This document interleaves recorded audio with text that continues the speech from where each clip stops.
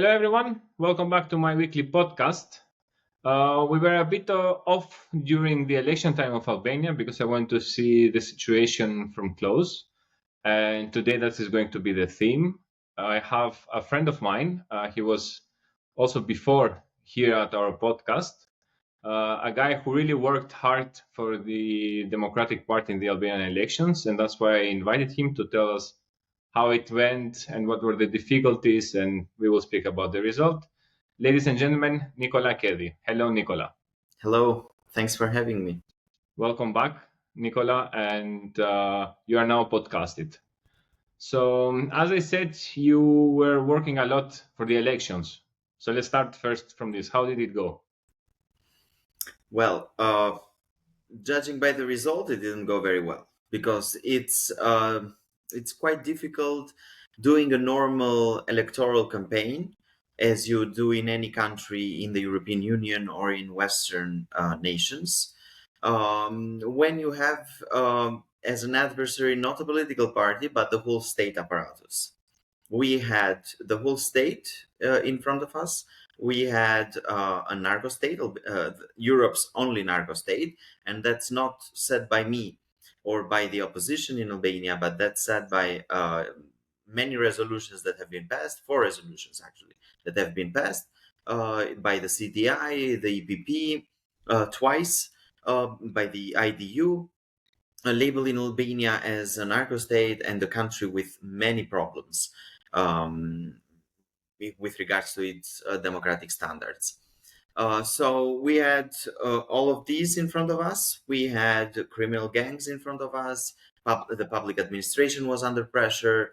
So when you have to face this, it's very difficult going there and saying we're going to lower taxes, we're going to reduce the size of the government and the overreach of the government in the Albanian citizens' daily lives or all the other items that were part of our program.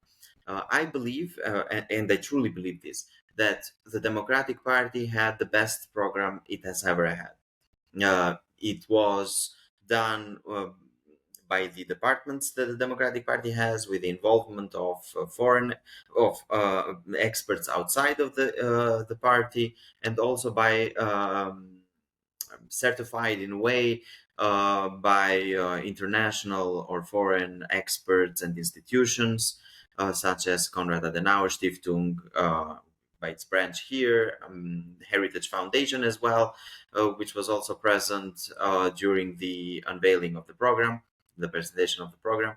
So the program was great. The campaign was quite good, actually. I believe that we reached a lot of people. But as I said, with all of these difficulties that we do not see in Western nations and in democratic countries. So it's quite difficult to do a proper campaign when also you have to face against the whole state. It's not very different from other autocracies in the region, such as Serbia, but also in Belarus or in other countries. Okay. And do you think that people voted by seeing a program?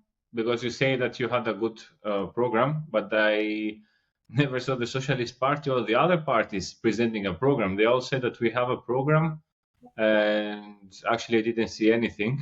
So the question is, did people vote by reading the program and listening to the politician, or they went by historical facts and not really believing the new parties and not really believing the old parties?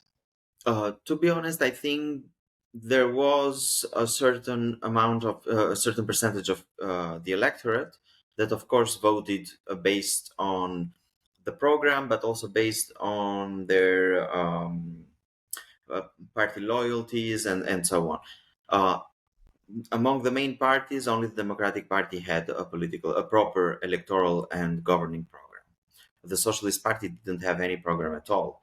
The only program was insulting different interest groups, categories, insulting entire regions, and so on. So in any normal country, if you saw 2 parties, one just insulting, and it's very easy to find out because you just have to see the visuals and all the videos from the different electoral meetings of the Socialist Party, where the prime minister was insulting men, women, entire categories of people, regions, and so on.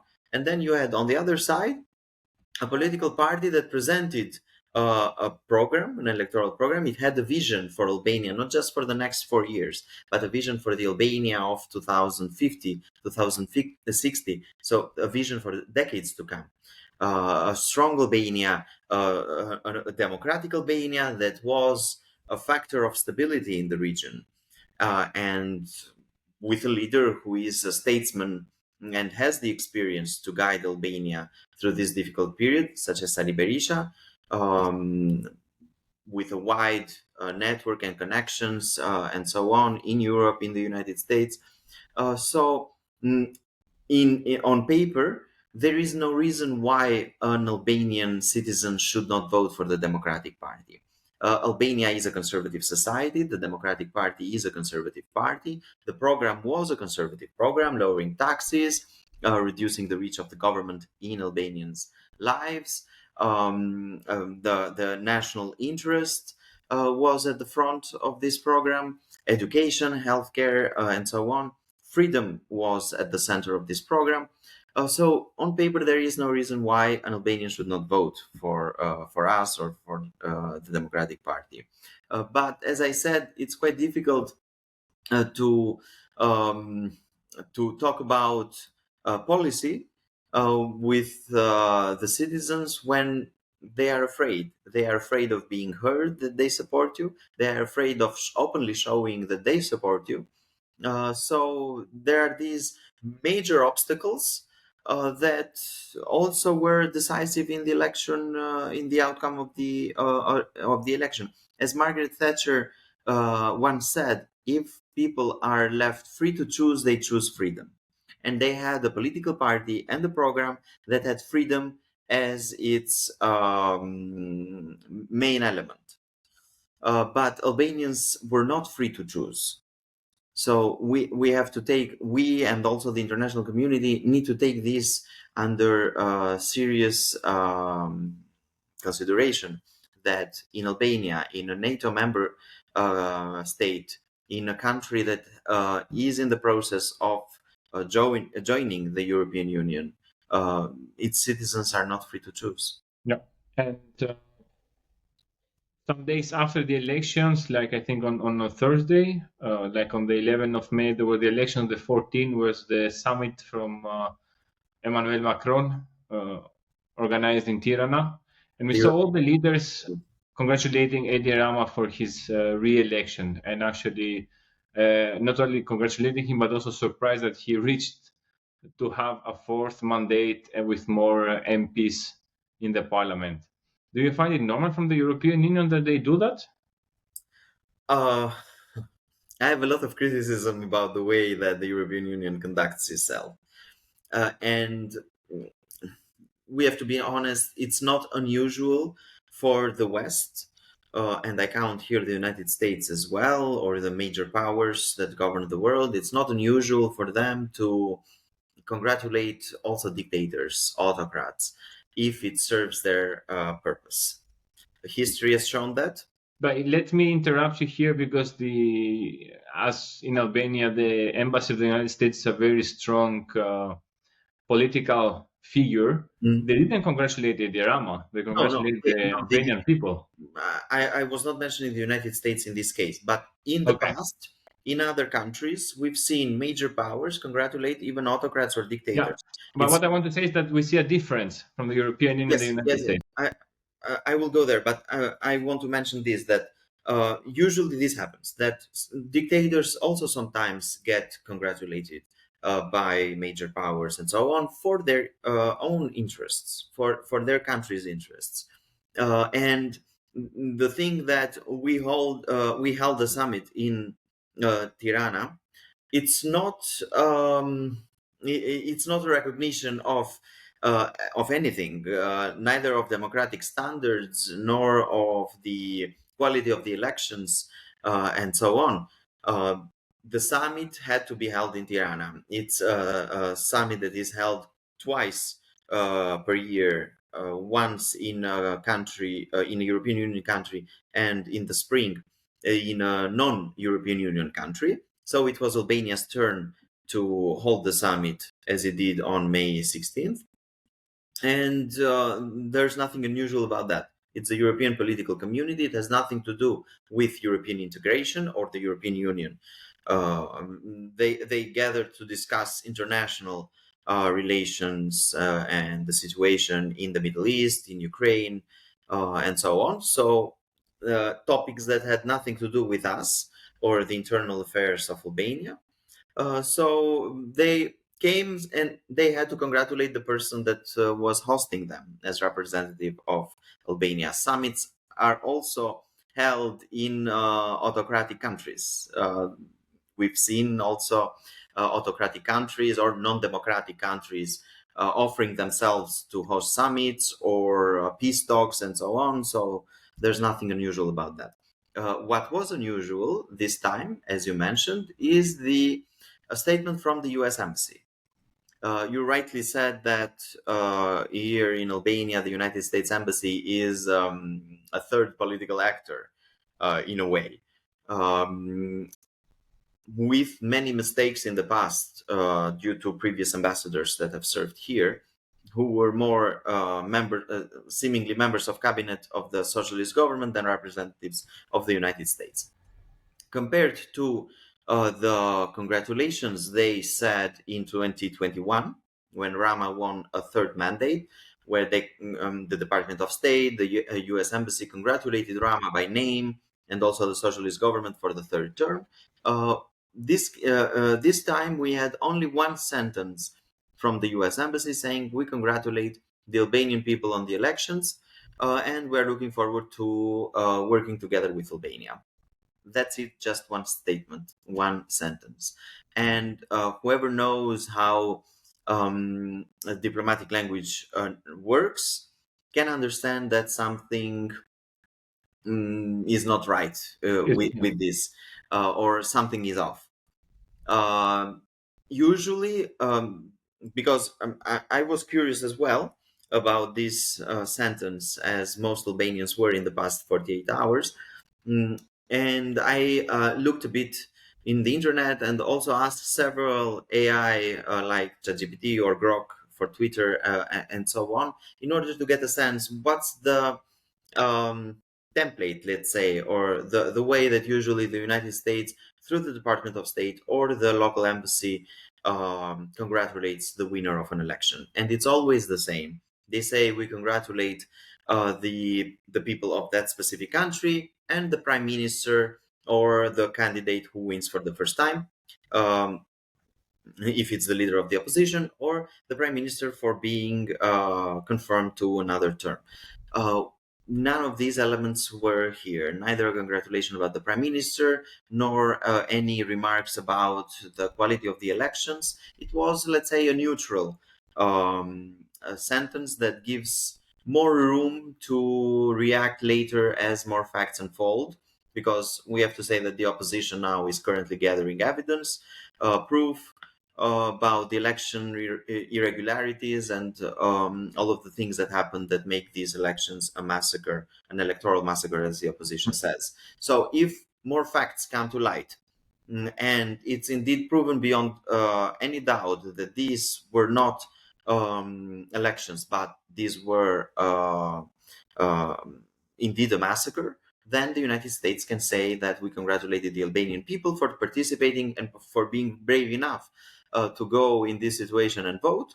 But we recognize that these were not free and fair elections, for example. So It was a sentence that gives them flexibility later to act and to fix their position in terms of the government or the opposition. So then we can say a message for the people who voted the opposition and other parties, not the Socialist Party. Well, it can be. It's a message that gives that leaves a lot of room for interpretation. Okay. Well, I think it would be a great thing for the Albanians to work with the United States, especially today. And I find it very sad that a right-wing United States and a right-wing European Union does not work together, and they are trying to solve some issues that we cannot understand. But into all this conflict, we see that also Prime Minister Edi Rama, but also the leader of the opposition, Mr. Berisha, and everybody in Albania wants to enter in the European Union. And we see also the European Union saying, yes, we're doing everything by 2027 to finish Or everything to have 2027. 2030. Yes, Macron said 2027. Yes, he said, we will see. But my point is like, do you see that in all these conflicts that are happening around the world, that Albania or small Balkan countries have the opportunity really to enter in the European Union with meritocracy? Or do you think that the European Union is doing a game with these countries just to keep them next to it? I don't think that any of the Balkan countries will join the European Union by 2030. In order for any country to join the European Union, there needs to be a unanimous decision by the member countries. I do not see the French Parliament or the Dutch Parliament voting for any new member countries to join the European Union. That's simply a fact. I don't see Marine Le Pen's party, which has the let's say a relative majority in the French Parliament, agreeing to Albania or any other Balkan country join. The same in the Dutch Parliament. There hasn't been any change in their positions to make us think that something similar may happen. So until there is a change in the position of these parties that are, let's say, the biggest party in these respective countries, and maybe there are more Eurosceptic parties in the European Union against us joining, I do not see any chance of us joining the European Union. And it's interesting because every time somebody from the EU comes in Albania, be it a bureaucrat or an elected leader, they always find a date that is beyond their term. And if you notice, this has happened constantly throughout the past 35 years in Albania. Somebody comes and says, you will join the European Union after 5 years or 6 years or 10 years, when that person is no longer in that position. Macron said, you will join the... No, Costa, I believe, was the first to say that he'll join the European Union by 2030, a time in which he will no longer be European Council president. Macron was even braver and said, no, you will join the European Union by 2027, a time in which Macron will no longer be president of the Republic of France. So it's curious that they always find... He said, I will advocate. He didn't even say you will be. He said, I will advocate you to be. Like... Yes, I'm sure he will, but again, it's after he will leave term. And they always find these dates that are beyond their terms, and they are not accountable anymore in this term. Not that they are accountable now, but anyway, they will have no responsibility at all. So unfortunately, I do not see it as feasible for their reasons, but also for our internal reasons. As I said, we discussed about the state of the elections in Albania, how the prime minister has accumulated all powers here, the judicial branch, the media, the president of the republic is the parliament, the government, of course, civil society, financed 95-96% of it by the Open Society Foundation or USAID, and being in a way a branch of the Socialist Party instead of civil society. So he controls everything. The OSCE preliminary report was quite damning, even in their wooden language that they usually use. So if we do not fix these very fundamental aspects of Albania, then I do not see how we can join by meritocracy, unless I don't know, something, a force majeure happens, and things change drastically, which could Which happen. seems to be the reason. Like it doesn't seem to be a meritocratic decision because the European Union was very against enlarging. And also the German chancellor said that without the reform, there is no enlargement. But let's see what will happen. But And and there's also a detail about this. If they truly believed that we would join the European Union by 2027 or 2030, would they see Albania as a model to bring all the illegal immigrants or refugees in Albania and build fair these point, sort very of fair point. concentration camps? I know concentration camps is not liked by my conservative friends in the European Union, but these are prisons that Italy has built in Albania in order to bring prisoners, illegal migrants, refugees that Italy does not like. So instead of solving the problem, it's exporting the problem in Albania. And this is sold to other countries of the European Union as a solution to their migration problem.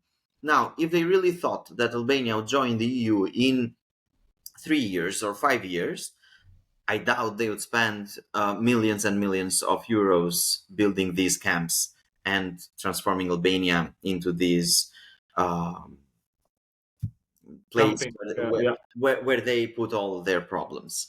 I doubt they would see Albania as the place where they would send, I don't know, chemical weapons from Syria, as they tried to do in 2013 with the same prime minister and government, or the Afghani refugees, and so on. So every problem that the EU has and everything that they don't know how to solve, they bring to Albania. That's not a behavior of somebody that is seeing you as equal and wants you to join their community, political community or economic community. no, I have the same thoughts with you. Like, I really believe that this is one of the reasons why Albania will not enter the European Union because, let's say, we remove a problem from the European Union to a third world country, and then this country becomes a problem, part of us, then the problem comes back to us. So, doesn't seem logical. But, to finish this podcast, what do you think is going to happen in these 4 years and maybe in the next 10 years in Albania when you have, as you said, uh, I think authoritarian is a bit bad word to say because he's more like a king, more of a sultan. Because authoritarian is, at least there are some people against him, but he has everything and he Well, has he 84 uses ships. Erdogan as his role model, so Sultan maybe. Voila, sultan.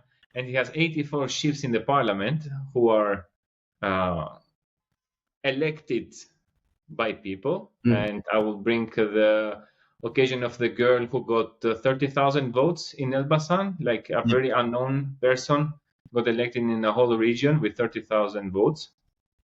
So, what would your suggestions be as a politician and as a civil society actor, let's say, on trying to change Albania to a better course and to a better and more European country? Well, the immediate task is, I believe, what the Democratic Party is currently doing, denouncing, gathering evidence, and so on about the elections and what went wrong, and presenting this to the international community. It has happened once before in 2001 when Mr. Berisha did the same thing. He documented every irregularity and the deformation of the will of the voters to the international community.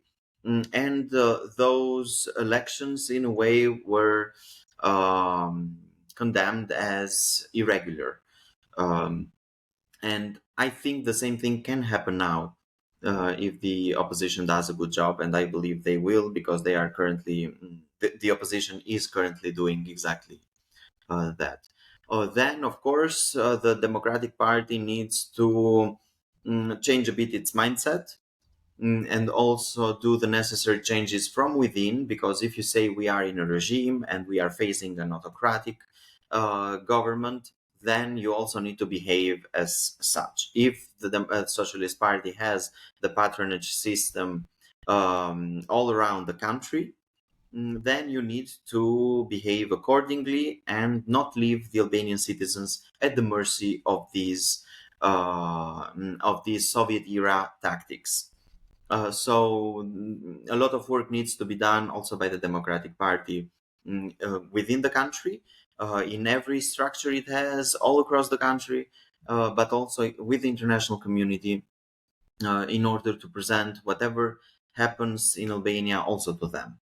Because the international community needs to realize, I believe, this thing. What happens in Albania doesn't affect just Albanians. Albania is the most pro-American but also pro-Western country in the Balkans. Albanians as a nation are the most pro-Western ones in Albania and in Kosovo, in all of this region. And they, with their behavior, with their emissaries becoming in a way part of the socialist government here, they are causing massive distrust in their regards by the Albanians. Russia, China, all of these adversarial actors are waiting exactly this. So the international community needs to be more proactive, needs to, especially the United States, to make it clear that they are here present in Albania and in the region, and also need to acknowledge that they have autocracies in the region. Stabilocracy is no longer a viable path for this region. They have, it's not mutually exclusive, stability and democracy. They don't have to choose one or the other. Stability and democracy go hand in hand. If you choose stability, if you sacrifice local democracy for the sake of stability, then you will have unstable countries here, as we are seeing also in Albania, in Serbia, and also in other cases in the past. So the only path forward for Albania is democracy, hand in hand with stability, being a strong factor for stability to keep the region grounded in the West, not in the East, as many are trying to do. Also here, because in the Balkans you have the crossroads of different interests. So if they care about their own interests first, as they should, Italians for Italy, Americans for America, and so on, they need to work with the factors that ensure that their interests and Albanian interests are both protected and aligned. And I believe these interests can be aligned because we want the same thing. We want a strong, democratic, stable, prosperous Albania, and that works also in their favor. Okay. Well, Nicola, I would say good luck. God be with you. I mean, not with you personally, but with the Democratic Party. I think it's a very hard job, but I really think that Albanians want the change, want to become a more European country. We are 35 years in democracy. We have seen the world, how it works, and I think it's time for us also to start working for ourselves and not listening to a sultan in Albania. Totally. So thank you very much for coming to my podcast. For sure, we will speak again, maybe for September, when we will have more news about what the Democratic Party had reached in an international level, but also, as you said, in an Albanian level. And I would like to thank everybody for watching my podcast. See you next week. Follow us on our social media, and goodbye.